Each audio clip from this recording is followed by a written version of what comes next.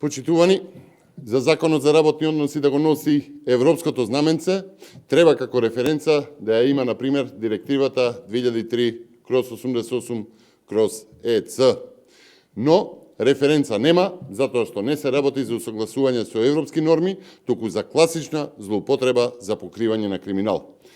Посочената директива 2003/88/ЕЦ се однесува на организација на работното време и каде во членот 6 најдолго работно време децидно стои дека бројот на работни часови се регулира со закон и пропис или со колективни договори во соработка со социјалните партнери и внимавајте дека просечниот број на работни часови во текот на една недела, вклучувајќи и прекувремени часови, не надминува 48.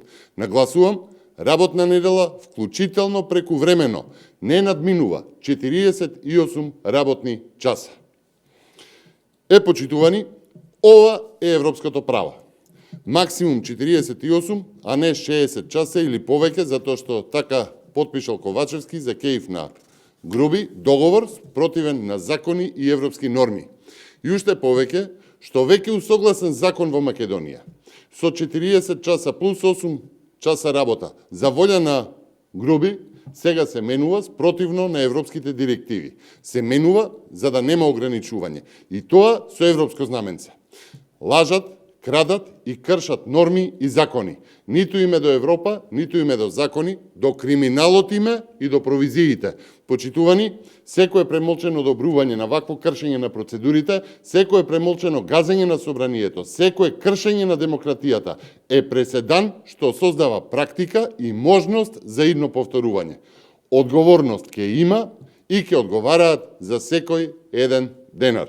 Почитувани, дозволете да одговорам и на прашање пристигнато од Канал 5, вели, дали е точно тоа што Ковачевски го кажа за сигнали од опозицијата за уставни измени? Почитувани, точно е дека Ковачевски поднел оставка, а Талат Џафери му ја искинал.